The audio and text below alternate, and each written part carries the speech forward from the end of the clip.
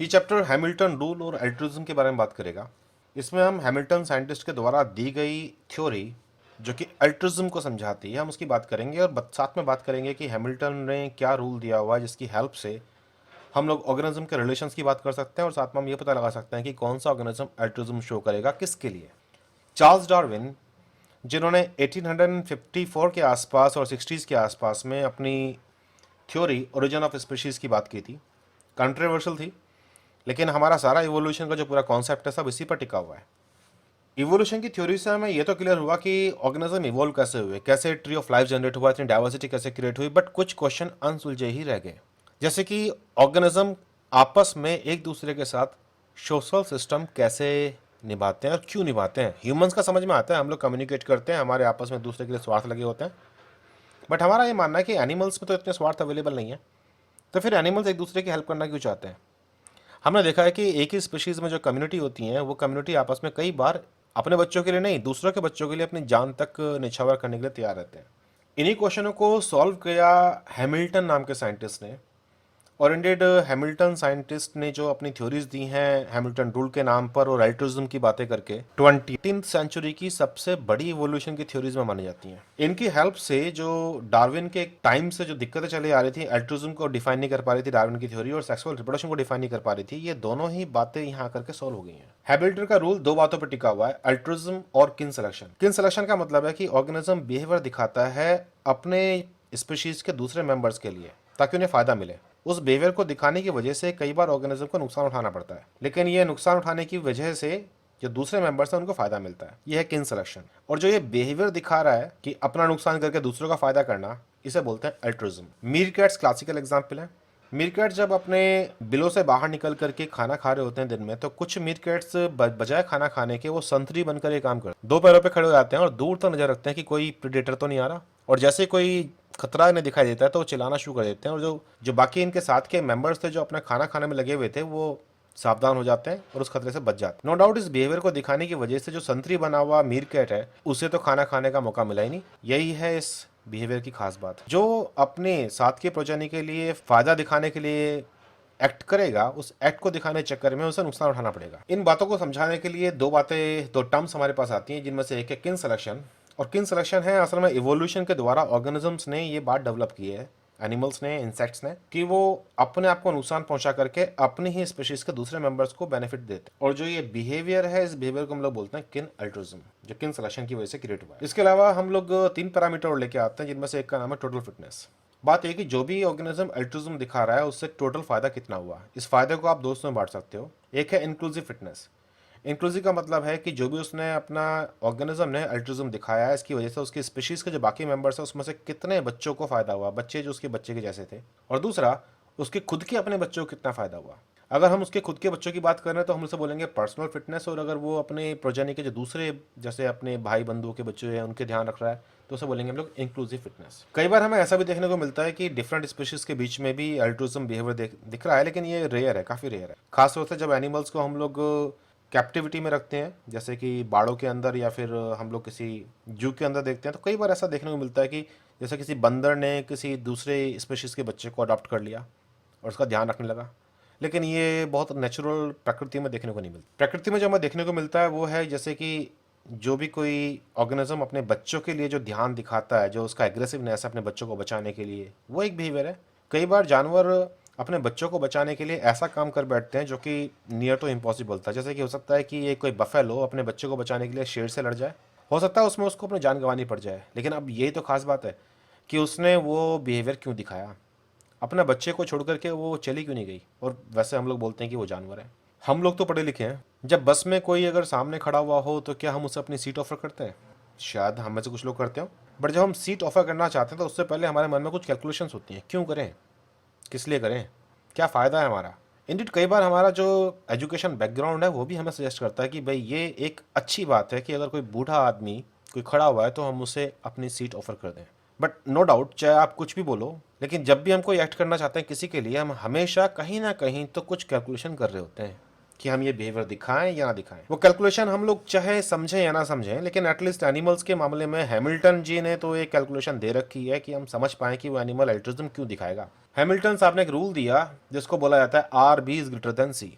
कोई ऑर्गेनिज्म किसी दूसरे ऑर्गेनिज्म के लिए एल्ट्रिज्म तब दिखाएगा जब उसका संबंध उसके साथ, उसको पहुंचने वाला फायदा, इन दोनों की वैल्यूज को अगर मल्टीप्लाई कर दूं तो ये वैल्यूज बड़ा नंबर हो एज कम्पेयर टू जो उसे खुद का नुकसान पहुंचेगा। ये कह लो कि ऑर्गेनिज्म अपने आप को जो नुकसान पहुंचाएगा एल्ट्रिज्म बिहेवियर दिखा करके, ये नुकसान कम होना चाहिए एज कम्पेयर टू मिलने वाले फायदे से और जेनेटिक रिलेटेडनेस से। तो बट ऑब्वियसली फिर हमें यह पता होना चाहिए कि जेनेटिक रिलेटेडनेस हम लोग कैसे कैलकुलेट करें। जब ह्यूमंस में हम लोग पेडिग्री देख करके जेनेटिक रिलेटेडनेस की बात कर रहे हैं तो हमें कुछ बातें जो याद रहनी चाहिए। ये मैरिज की लाइन है, और अगर कभी एक ही लाइन को दोस्तों में बांट दिया जाए तो जो बच्चे हैं उनको हम लोग बोलेंगे आइडेंटिकल ट्विंस, या इन्हें हम लोग मोनोजाइगोटिक ट्विंस भी कहते हैं। जो बच्चे ट्विंस नहीं हैं हम उन्हें अलग अलग लाइन्स पे दिखाते हैं। स्क्वायर का मतलब है बॉय और सर्कल का मतलब है गर्ल। अगर सपोज हम इस लड़की की शादी किसी लड़के से करा दें आउटसाइड द फैमिली, इनके जो बच्चे पैदा होंगे ये बच्चे आपस में कजन्स कहलाएंगे, फर्स्ट कजन्स। अगर मान लीजिए कि जो फादर है, फादर ने एक शादी और कर रखी है किसी और महिला से और इनसे भी इनके पास एक बच्चा है, तो ये दोनों जो है ये दोनों हाफ सिबलिंग कहलाएंगे, हाफ सिबलिंग्स। अब जो इंपॉर्टेंट बातें हैं, आइडेंटिकल ट्विंस आपस में 100% जीनोम शेयर करते हैं।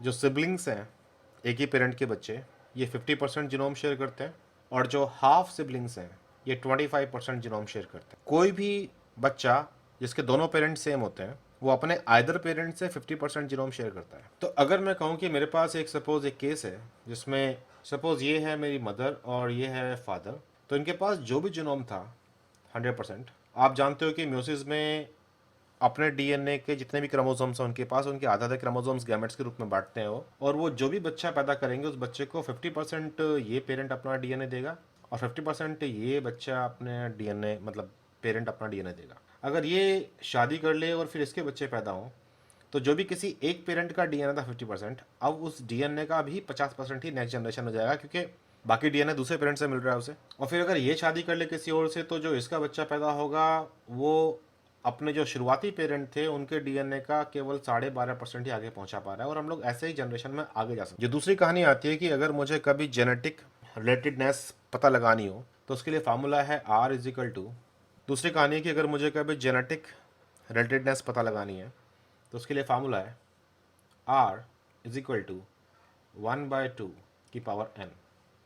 यहाँ पे n जो है ये है नंबर ऑफ स्टेप्स। स्टेप्स कैसे समझ लेते हैं। सपोज ये एक फैमिली है जिसकी पेडिग्री मैं दिखा रहा हूँ आपको, बट ऑफ वैसे ये दोनों जो है मेरे नंबर 1 एंड नंबर 2 ये मेरे सिबलिंग्स हैं। इनकी शादी हुई है अलग अलग और इनको आपस में इनके बच्चे हुए हैं। अब जो इनके बच्चे हैं बट ऑफ वैसे वो कज़न्स हैं आपस में। मैं बात कर रहा हूँ सपोज ये है M और ये है N, ये कज़न्स हैं। तो अगर मुझे पता लगाना है कि इनके बीच में जेनेटिक रिलेटेडनेस कैसी है तो आप स्टेप्स काउंट करोगे कि आप कितने स्टेप में M से N तक पहुंच जाओगे। याद रखना जो आप स्टेप उठाओगे वो केवल ऊपर वाली लाइनें होंगी, हॉरिजॉन्टल लाइन। जो ये लॉन्गिट्यूडनल लाइन्स आप ये काउंट नहीं करोगे, केवल हॉरिजॉन्टल लाइन्स काउंट करोगे 1 2 3 एंड 4। तो 4 स्टेप में आप M से N तक पहुंचे। तो जेनेटिक रिलेटेडनेस निकालने के लिए फार्मूला हो गया R इजिकल टू 1/2 की पावर 4। यानी कि अब मैं 1/2 multiply by 1/2 multiply by 1/2 and multiply by 1/2 करूँ तो मेरे पास निकल के आ जाएगा 1/16, और 1/16 का मतलब है 12.5%। तो उनके बीच में जो जेनेटिक रिलेटेडनेस है वो इतना परसेंटेज है। इस फार्मूले को कैलकुलेट कर, इस फार्मूले का इस्तेमाल करके हम लोग डिफरेंट तरह के जो रिलेशंस हैं आपस में हम लोग रिलेशन को काउंट कर सकते हैं। बाकी हमें ये पता रहना चाहिए कि भाई जो टर्म्स हैं जैसे कज़न्स हैं, सिबलिंग्स हैं, नेफ्यूज़, अंकल्स, हाफ कज़न्स या फिर हाफ सिबलिंग्स, इन टर्म्स का पता होना चाहिए तो हमें चीज़ें क्लियर हो जाती हैं। अब इतना सब जानने के बाद में अगर अब इस इन्फॉर्मेशन को हम लोग इम्प्लाई करना चाहें तो कुछ क्वेश्चन देख लेते हैं। जैसे क्वेश्चन नंबर 61 बोल रहा है कि worker bee instead of them self reproducing help the queen reproduce. मधुमक्खियों के छत्ते में हमें यह देखने को मिलता है कि जो वर्कर बी हैं फीमेल्स, वो भी चाहें तो वो भी बच्चे पैदा कर सकती हैं, लेकिन फिर भी क्वीन को मौका मिलता है बच्चे पैदा करने का। और ये बिहेवियर किस चीज़ का एग्जाम्पल है? अगेन ये किन सिलेक्शन की कैटेगरी में आता है और इसे हम लोग किन सिलेक्शन के एग्जाम्पल के रूप में ही काउंट करते हैं। सिर्फ बात यह है कि वो अपनी स्पीशीज़ के मेंबर्स को जो बढ़िया बच्चे पैदा कर सकते हैं उस कॉन्सेप्ट को फ़ायदा पहुंचाने के लिए अपना खुद का एक फीचर सेक्रीफाइस कर रहे हैं, रिप्रोडक्शन। देखिए, मधुमक्खी के केस में जो क्वीन है वो हेल्थी होती है, काफ़ी हेल्थी, और जो वो अंडे पैदा करती है वो ज़्यादा हेल्थी होते हैं। अगर वर्कर भी ये काम करेंगे तो जो उनसे बच्चे पैदा होंगे वो बच्चे कमज़ोर होंगे। तो इसलिए जो सिस्टम बना है वो इस तरीके से बना है कि खुद बच्चे पैदा नहीं करेंगे, वो उस मक्खी को बच्चे पैदा करने का ऑप्शन देंगे जो हेल्थी है। मधुमक्खी चाहे फीमेल क्वीन हो या फीमेल वर्कर, दोनों डिप्लॉयड होती हैं। मधुमक्खी में हैप्लोडिप्लो सिस्टम होता है, जो मेल मक्खियाँ होती हैं वो हैप्लॉइड होती हैं। Question number 135। अब अगर इन्होंने कोएफिशिएंट ऑफ रिलेटेडनेस के बारे में बात कर रखी है और ये पूछा हुआ इन्होंने ए और बी के बीच में और ए एंड डी के बीच में और डी एंड सी के बीच में, तो पहले ए और बी की बात कर लेते हैं। ए और बी में क्या है कि देखिए, बी और ए पेरेंट हैं, तो बट वैसे इनके बीच में 50% का रिलेशन होना चाहिए। सी, ए एंड डी की बात करें तो ये ग्रैंड पेरेंट है इसका, तो इन दोनों के बीच में रिलेशन होना चाहिए 25%, इन दोनों के बीच का रिलेशन। और फिर है डी एंड सी, डी और सी, तो स्टेप काउंट कर लो, 1 2 3, तो ये है 1/2 की पावर 3, यानी कि 2 2 जा 4, 4 2 जा 8, 1/8, यानी कि 0.125। तो आंसर हो गया हमारा 1। आप चाहो तो इस पूरे क्वेश्चन को r इज इक्वल टू 1/2 की पावर n वाले कहानी से सॉल्व कर सकते हो। जैसे कि पहला पार्ट है a और b, a और b के बीच में कनेक्शन वाली जो लिंक है वो केवल एक है, तो ये इन दोनों के बीच में जो रिलेशन हो गया वो है 1/2 की पावर 1, दैट मीन्स हाफ, मतलब 0.5। ए एंड डी के बीच में लाइन है 1 और 2, ए से डी के बीच का फासला, तो ये है 1/2 की पावर 2, यानी कि 1/4 इज इक्वल टू 0.25। और डी और सी में तो 1 2 और 3 जो हॉरिजॉन्टल लाइन है उनके बीच में, तो ये जाएगा 1/3 की पावर 1/2 की पावर 3 इज इक्वल टू 1 की पावर 8, और ये है 0.125। तो इस हिसाब से ये हमारा आंसर नंबर बना जाएगा। क्वेश्चन नंबर 62 कह रहा है the degree of genetic relatedness between offspring and there parent. Offspring और उनके पेरेंट में, मतलब पेरेंट और ऑफस्प्रिंग, इनके बीच में जो रिलेशन है वो हम देख चुके थे 50%। अब इससे हमें मैच करना है। ये हायर होता है बिटवीन सिस्टर एंड ब्रदर। अगर सपोज करो कि इस ऑफस्प्रिंग का एक सिस्टर या ब्रदर भी होता तो इनमें तो 50% होता, तो ये हायर तो नहीं है। Lower than between sister and brother, lower भी नहीं है क्योंकि बराबर है उसके। The same as the between sister and brother, हाँ जी। Dependent on the number of sibling, नहीं। Question number 133। Individual A can derive fitness benefit of 160 units by, जो बी है यहाँ पर 160, but incurs a fitness cost of 50 units in doing so. जो cost है वो है 50 की, तो फिर आर क्या होना चाहिए? देखिए, फॉर्मूला था are B greater than C, तो अगर मुझे आर की वैल्यू निकालनी है तो मैं सी के नीचे बी को ले जाऊं। क्वेश्चन को सॉल्व करने के लिए ग्रेटर देन के साइन को हटा करके हम इक्वल टू का साइन लगा लेते हैं, लेकिन हम हमेशा याद रखेंगे कि जो रिलेशन है वो ग्रेटर देन का है। तो जो आर है वो हो जाना चाहिए मेरा 50/160। अगर मैं इसको सॉल्व कर लूँ तो नियरली ये 1/3 के आसपास की वैल्यू आएगी, दैट मीन्स 33% के आसपास।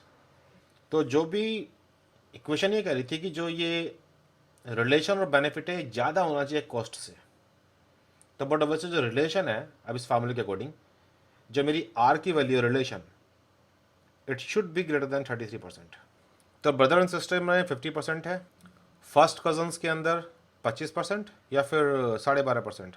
देखिए, इनके ये बच्चे हैं और इनके ये बच्चे हैं, तो ये ए एंड बी कजन्स हैं, तो फिर 1 2 3 4, यानी कि जो इनके बीच में रिलेशन है वो है 1/2 की पावर 8 का, यानी कि ये है 12.5। देन कजन्स और अंकल्स का और भी कम है, नेफ्यूज़ और नाइस का और भी कम है, तो फिर तो जो रिलेशन बैठा वो है ब्रदर और सिस्टर का, वही है जो 33% से ऊपर की वैल्यू हो सकती है। Question number 26। In an altruistic act, if a donor sacrifices C offspring which help the recipient to gain B offspring and the donor is related to the recipient by the coefficient gamma, under which condition would kin selection favors this altruistic trait? तो सीधी सी बात है, ये बस जो आपकी are B greater than सी था उसकी जगह पर इन्होंने गामा बी ग्रेटर दैन सी कर दिया है। अब चेक कर लीजिए इसमें से कौन सी वाली कंडीशन इस कंडीशन से मैच कर रही है। तो ये तो वैसे कट गए क्योंकि इसमें बात ही नहीं कर रखी है हमारी, और हम बी को गामा सी से बड़ा नहीं करते हैं, हम लोग कहते हैं गामा इंटू बी बड़ा होना चाहिए सी से, तो ये बात गलत हो गई। गामा बी में से हम लोग सी माइनस कर दें तो जीरो हो, हम यहाँ इक्वल की बात नहीं कर रहे, हम बात कर रहे हैं बड़ा होना चाहिए। तो सीधी सी बात है कि गामा बी में से जो भी मतलब आप माइनस करो सी को, तो जो वैल्यू आनी चाहिए वो जीरो से बड़ी वैल्यू आनी चाहिए, तभी कुछ फ़ायदा होगा। Question number 129, the genetic readiness R of an individual to his nephew, R की वैल्यू है मेरे पास 0.25। The allele that causes uncle to care for nephews will spread and according to the Hamilton rule only the fitness benefit is। तो fitness benefit की बात कर रहे हैं हम लोग, तो बट वैसे हमारे पास फार्मूला था आर बी ग्रेटर देन सी, सी है कॉस्ट, बी है बेनिफिट, तो उन्होंने बी पूछ रखा है हमें, और बी को निकालने के लिए मुझे करना चाहिए सी अपॉन आर। और सपोज अगर मैं कॉस्ट को फॉर द टाइम बीइंग 1 मान लूँ, ठीक है, और नीचे आर जो है मेरा 0.25 है, तो फिर बेनिफिट कितना होना चाहिए? बट वैसे बी मेरा 4 या 4 से ज़्यादा होना चाहिए। इसको सॉल्व करोगे तो ये 1/4 आ जाएगा। इसे आप लिख सकते हो 1 मल्टीप्लाई बाय 4 की पावर 1। मैंने 0.25 को 4/1 कर दिया है, जब ऊपर लेके आएंगे तो 4 ऊपर आ जाएगा। तो जो बी है मेरा वो 4 टाइम्स होना चाहिए कॉस्ट ऑफ केयर के। Question number 132, assuming that individual A want to do an altruistic act to individual B and that the benefit and the cost of doing this act are in fitness units, तो benefit है आपका B 40 और साथ में जो आपकी cost है C वो है 12, तो आपको R निकालना है। तो फार्मूला था आपका R B greater than C, तो फिलहाल आप इसे कर लो R is equal to C by B, और C है तुम्हारा 12 और B है तुम्हारा 40, 12/40, तो 12 1 जा 12, 12 3 जा 36, तो नियरली 1/3 के आसपास है, मतलब 33% के आसपास। तो देखिए आर जो भी कुछ ये वैल्यू आ रही है ये इससे बड़ी वैल्यू होनी चाहिए 1/3 या फिर 33%। तो अब जो रिलेशन है नेफ्यू के, नीज के, ग्रैंड सन के, डॉटर और सन के, तो इसमें आप रिलेशन देख लो कि 33% ज़्यादा रिलेशन किस में होगा, तो आपको याद होगा कि ये रिलेशन आएगा मुझे लास्ट वाले के अंदर, क्योंकि डॉटर या सन के साथ ही 50% के आसपास रिलेशन है, बाकी सब में रिलेशन कम होता चला गया है, 25%, 12.5% एंड सो ऑन। ए है, एक ब्रदर है ए इस क्वेश्चन के अंदर और दूसरा ब्रदर है बी, दोनों के फादर तो सेम है लेकिन दोनों की मदर सेम नहीं है। तो अब इन दोनों के बीच में जेनेटिक रिलेटेडनेस हमें देखनी है। तो स्टेप्स हैं ए से बी पहुंचने पे 1 एंड 2, तो आर इज इक्वल टू 1/2 की power n is equal to 1/2 की power 2 is equal to 1/4 is equal to 25%। तो जो जेनेटिक रिलेटेडनेस है 25% है इनके अंदर। Brother A and B have the same father but different mothers, B want A to help him. अब B चाहता है कि ए उसको हेल्प करे, जिसका कॉस्ट और बेनिफिट भी है ए के लिए। अगर ए को जो कॉस्ट निभानी पड़ रही है वो कॉस्ट है 30 की, तो किस कंडीशन में उसे वो सॉल्व करेगा? मतलब अब देखिए हमारे पास आर की वैल्यू है, हमारे पास सी है, और फार्मूला था are B greater than C, तो मुझे बी निकालना है। तो बी की वैल्यू बड़ी होनी चाहिए सी डिवाइड बाय आर के, और यहाँ सी था 30 और आर है मेरा 1/4, तो मैं इसे सॉल्व करके लिख सकता हूँ 30 मल्टीप्लाई बाय 4/1, तो 3 4 जा 12, 120, यानी कि जो मेरा बी है वो ज़्यादा आना चाहिए 120 से ज़्यादा। तो आंसर नंबर 3। क्वेश्चन नंबर 110 कह रहा है कि assume that in terms of genetic fitness and benefit of performing an altruistic act to a relative is 500 units and cost involves 150 units। तो जो मेरा बेनिफिट है ये है 500 और जो मेरी कॉस्ट है ये है 150, तो R should be greater then C upon B, मतलब 150 डिवाइड बाय 500 तो बट वैसे ये आ जाएगा मेरा 1/3 के आसपास नियरली। तो जो आर है उसकी वैल्यू होनी चाहिए 1/3 से ज़्यादा है, या फिर कह लो 33% से ज़्यादा। तो अब बट वैसे रिलेटिव कौन होना चाहिए मेरा? 33% से ज़्यादा के रिलेटिव मेरे पास केवल ब्रदर्स में, या father to son, father to daughter, या बिटवीन द सिबलिंग्स होती है। तो केवल ये ब्रदर वाला आंसर ठीक बैठ रहा है इसके अंदर, क्योंकि वही है जो 50% रिलेटेड है। 33% से ज़्यादा होनी चाहिए वैल्यू हमेशा। तो इन क्वेश्चनों को सॉल्व करने के बाद आई होप शायद हैमिल्टन रूल और एल्ट्रिज्म थोड़ा आसान हो गया होगा आपके लिए, और ये एग्जाम में आने वाले सबसे इंपॉर्टेंट क्वेश्चन में से एक है। अगेन, जिन्होंने सब्सक्राइब नहीं कर रखा है चैनल के लिए सब्सक्राइब कीजिए, प्लस साथ में इस वीडियो को लाइक कीजिए और शेयर कीजिए अपने दोस्तों के साथ। Thank you.